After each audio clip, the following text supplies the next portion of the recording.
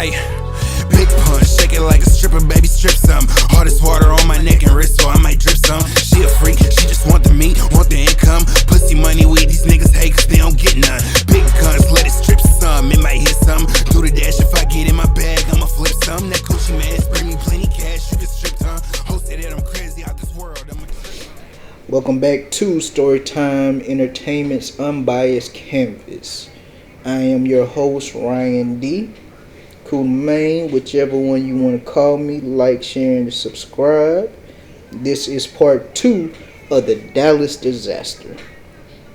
And yes, I'm a little bit more chipper about what happened Sunday because I like what I saw with our defense. Not so much our defensive coordinator, but we'll get into that. But our defense played exceptionally well. So, I like what we have with our offense as far as our offensive coordinator and head coach goes. But defensive-wise, like I said, I don't see him lasting outside of this year.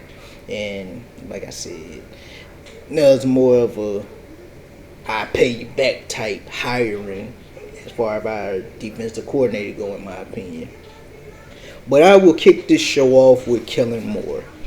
Kellen Moore has been our offensive coordinator the past 2 years. He has been our quarterback coach, I believe, 2 years prior to that. And he was a Cowboy for at least 2 or 3 years. So, with our offensive coordinator, he has a good rapport with Dak as far as knowing Dak, the player, what he's good at, what he's not good at, and calling what's good for our offense because he knows who we have. I think that Kellen Moore really is our next head coach, just going off Jerry Jones' track record.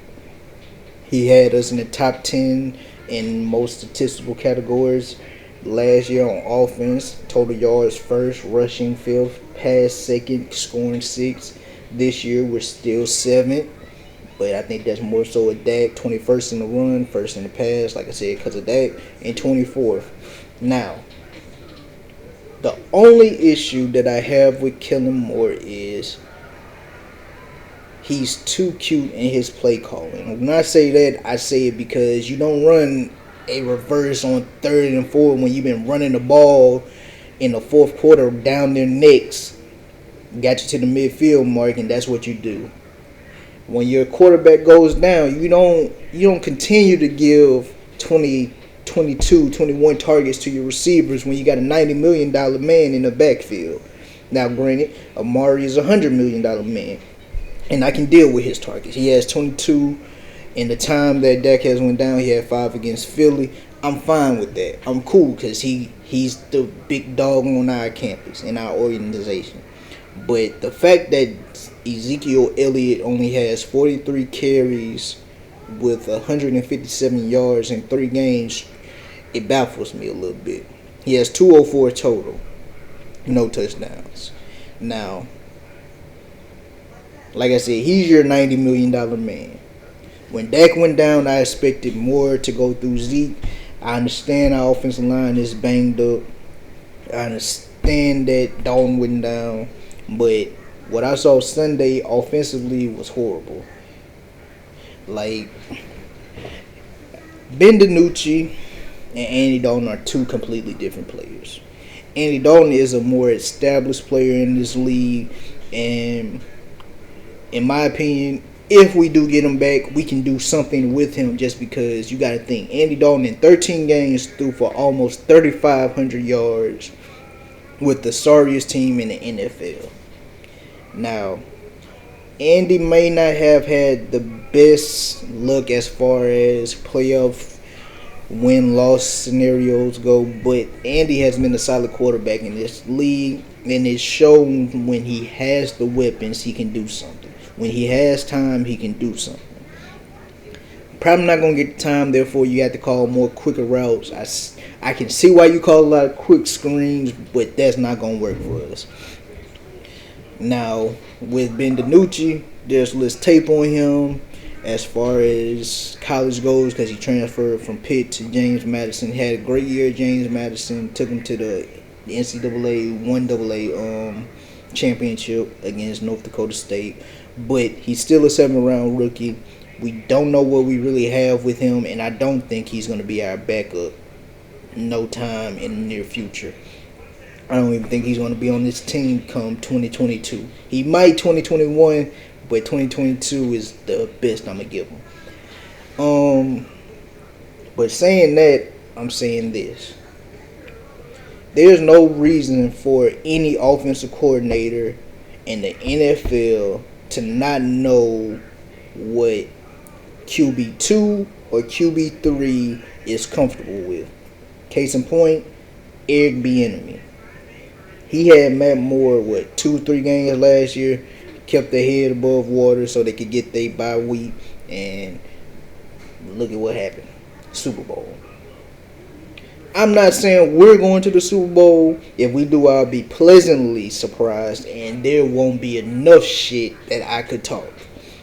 But we're number 6 right now as far as the draft goes.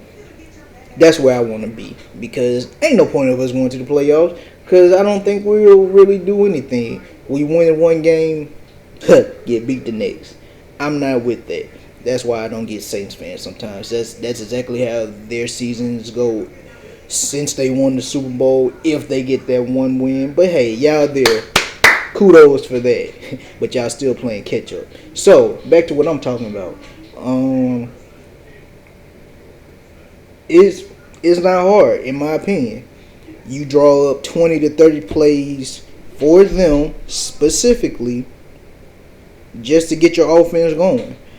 We know in a regular NFL, the offense might get 45 to 60 snaps a game. So half of those snaps might just be off shit you coming off the top of your head, but you should have 20 to 30 plays in place just for this quarterback. Most of my friends know I do want to be a head coach someday. Defense is my specialty, but I feel like I have a great offensive mind. If my offensive coordinator does not have 20 to 30 plays for each one of my quarterbacks after my starter, he would be fired, because we're not going into a game unprepared with a player. We already know we're at a disadvantage because that player is down, but we're not going to be at a bigger disadvantage because we don't know what he's good at. I mean, with Tony, they used to have him practice every day except Wednesday. So John Kitna, Kellen Moore, they would have players in place for them that they ran. That's what I feel that all offensive coordinators should do from high school to college. Like, it's not that hard. You have one job. Get the offense ready. And this is what's going on right now. What? 10 points? No, not even 10. For 20-some points in 3 games, that's not good. So, like what Kellen's doing, he could do a better job.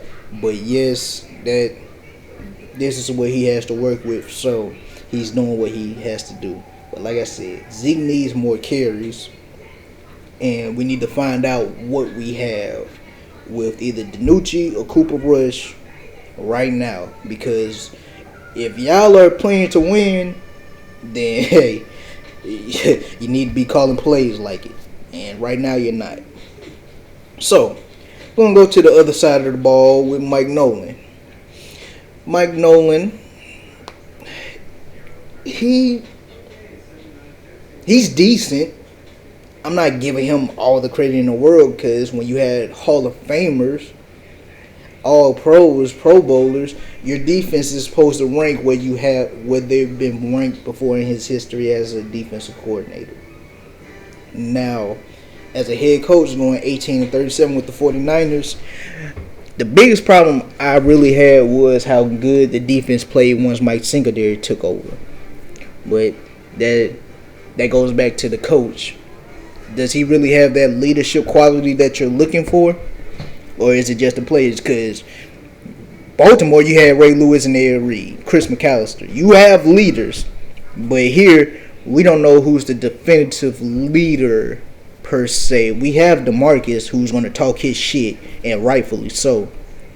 We have Jalen, who hasn't been playing up to the Pro Bowler status that he has before. We just got Veterinarius back. He made some big plays Sunday night. But who is going to be our leader on defense if our defensive coordinator can't get them to do what they need to do? Now, when we go take a look at this defensive guy, as a head coach, his team finished once in the top 15 in yards, once in the top 15 in rush yards, but never in the top 10 with the 49ers. That is horrible for a defensive head coach. Albeit he has had 10 top 15 finishes in total yards, 12 and pass, 8 in rush, 11 in scoring, 12 in takeaways. He also has had top 10 finishes 6 times, 11 times, 5 times, 8 times, 10 times, as you can see. But like I said, when you go look at his track record of who he has had, he's been with the Ravens. He's been with the Giants. He's been with the Jets.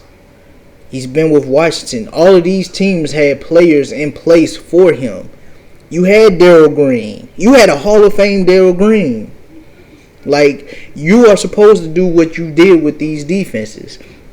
But in Dallas, he ranks 24th in total yards, 32 in points allowed, 32 against the run, but top 10, 8th against the pass. But that's more so of Jordan, Trayvon, Xavier, and surprisingly Anthony right now.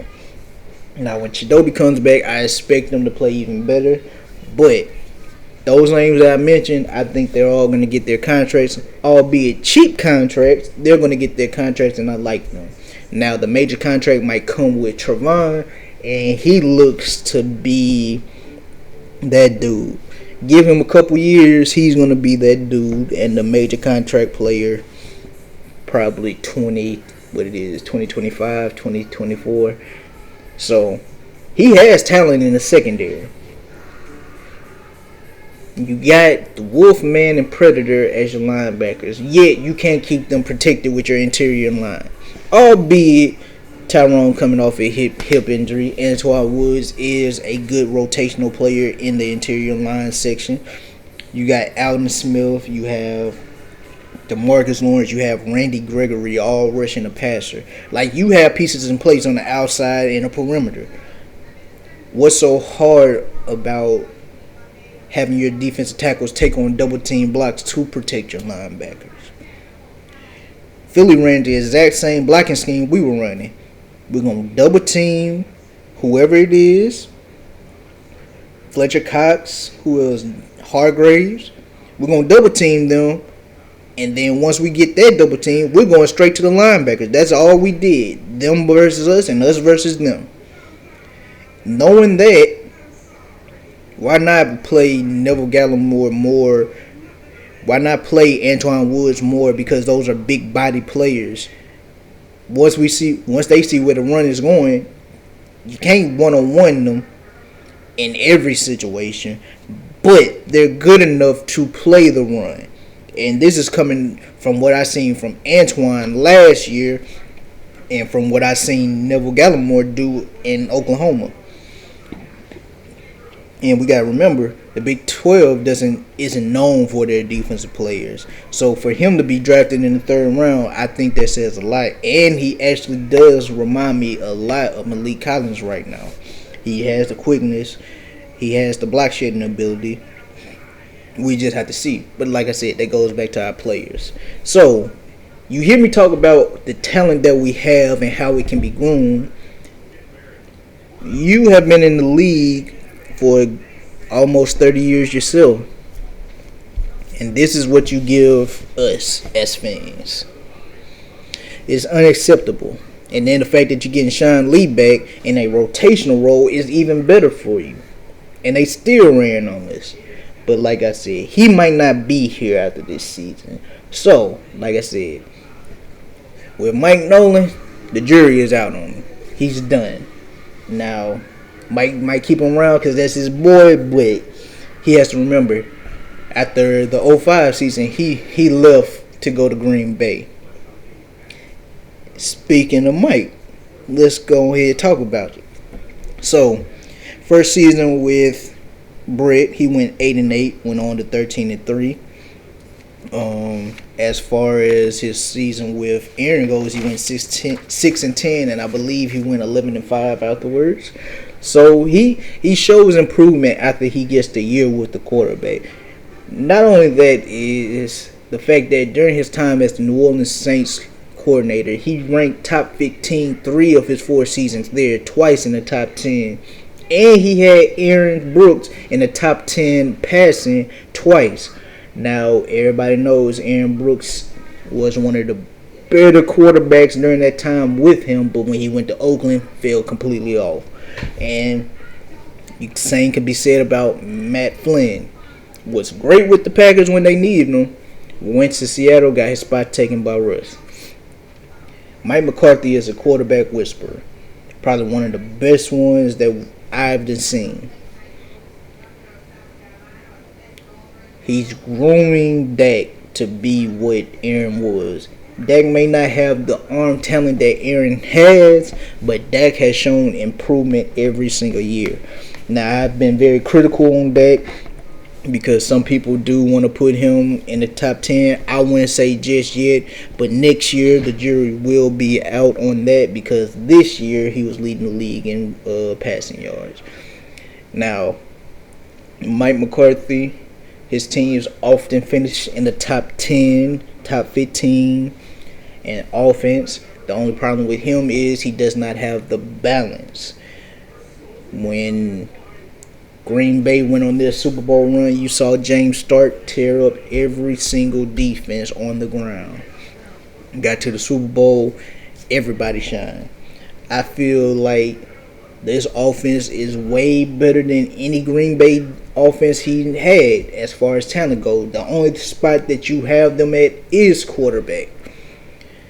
Jordy Nelson is not better than Amari Cooper in my opinion. At the state Donald Driver was, I don't think he was better than Michael Gallup. He may have been better than CD a little bit, but during that time in his career, he wasn't.